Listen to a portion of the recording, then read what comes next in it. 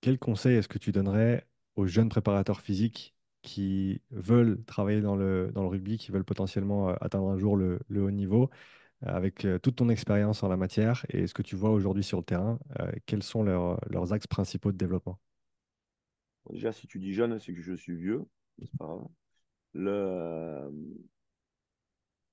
Bon, déjà, comme j'ai dit avant, je vais répondre, mais j'ai pas vraiment de leçons à donner. Chacun a son parcours, chacun doit croire en ce qu'il fait très fortement, des fois sans écouter les autres. Ça te forge en faisant des erreurs. Donc, j'ai pas vraiment de leçons à donner. Moi, ce que je pense au fond de moi, et c'est très personnel, et c'est un peu lié au parcours que j'ai et le fait qu'aujourd'hui, ben, je suis encore en thèse. Donc, je crois fortement qu'il faut beaucoup étudier tous les paramètres de l'entraînement. Il faut passer énormément de temps à, à étudier les raisons qui vous poussent à proposer certains contenus d'entraînement. Euh, la plupart du temps, le... moi, je fais ma thèse sur les intermittents. Mais moi, dans ma tête, je suis un débutant. J'ai lu des milliers de pages, j'ai acheté des bouquins, j'ai vu des conférences, j'ai envoyé des mails à des personnes, j'ai embêté des personnes pour qu'ils me répondent. Mais aujourd'hui, j'ai toujours l'impression que je ne suis pas assez bon, qu'il en manque toujours. Hmm. Et j'ai cette impression, un peu moins maintenant, j'avais une impression il n'y a pas si longtemps que plus j'étudie le sujet, plus j'ai l'impression que je suis ignorant. Après, quand je croise des personnes qui sont moins costauds là-dessus, ça te rassure un peu. Mais en gros, pour moi, si on veut être performant, si on veut, euh, je pense, aller dans un milieu professionnel avec un niveau qui s'élève, il faut sans arrêt étudier.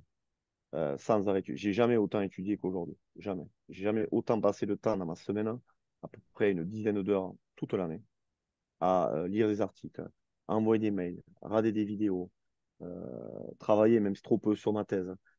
Toujours être en mouvement pour s'améliorer. Ça amène que parfois, ça bouscule un peu parce qu'il y a des contenus qui vont changer et des croyances qui sont s'atténuer parce que l'évolution de la recherche et des paramètres étudiés va améliorer la connaissance de la physiologie. Donc, étudier, toujours. Savoir trouver les ressources pour étudier. Bon, j'ai rien contre Instagram, je pense que c'est un bon moyen de se divertir et d'enchaîner à peu près 50 informations sur une minute avec le pouce. Et s'il y a un sujet qui vous tient à cœur, eh bien, il faut être capable d'aller acheter une formation spécifique, d'aller acheter un bouquin, de passer du temps dessus, de se donner un objectif à moyen terme. Je commence à étudier l'intermittent. Oui, je sais faire un 15-15, un 30-30, mais si je veux être fort, allez, j'ai une année pour maîtriser un peu mieux l'intermittent. Et une année pour l'intermittent, honnêtement, c'est court. Si Hmm. on veut connaître comment faire varier tous les différents paramètres, c'est très court. Euh, et donc, ça serait choisir ses sources de formation. Internet, il y a 90% des choses qui sont très légères. Vous en trouverez, je pense, 10% qui vous amèneront une valeur ajoutée. Euh, la troisième, euh, c'est difficile parce qu'une fois qu'on est en pro, je pense que moi, le premier, parfois, on manque un peu d'humilité. Il faut toujours garder un peu d'humilité par rapport au contenu qu'on propose. Hmm. Et moi, c'est vrai que parfois, et quand j'ai lu 3000 pages sur intermittent et que j'ai fait 400 heures de vidéos, oui, c'est vrai que parfois, quand je parle à des personnes, je suis un peu sûr de ce que je vais proposer quand même. Après, si demain, je croise Inigo San Milan ou même Martin Buchette ou d'autres, là, peut-être que je vais m'asseoir, je vais ouvrir mon calepin et je vais noter. Parce que je sais qu'en face de moi, j'ai quelqu'un qui est, euh, qui est très performant là-dedans, dans ce domaine-là. Euh, et c'est vrai que je différencie un petit peu, c'est peut-être une erreur moi-même, là, je regarde souvent la personne avec qui je parle et en fonction de cela, je vais voir un angle où je vais être plus directif ou un angle où je sais que je peux en tirer une connaissance pour moi-même.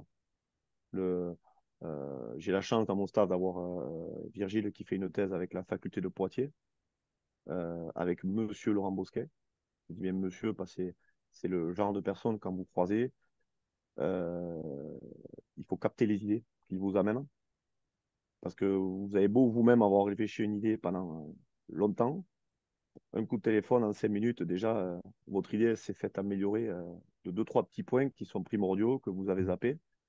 Et là, dans ces moments, pour moi, c'est assez facile. J'ai aucun problème à noter et à me mettre dans la roue de ce genre de personnes qui pour moi, sont d'un niveau d'expertise plus élevé que moi et qui sont un modèle, pas que depuis qu'on travaille sur la thèse, quelqu'un avec qui j'avais publié un article très modeste et que j'avais vu comme enseignant à la faculté de Bordeaux et où j'avais rapidement, ce genre de personnes, je vois rapidement que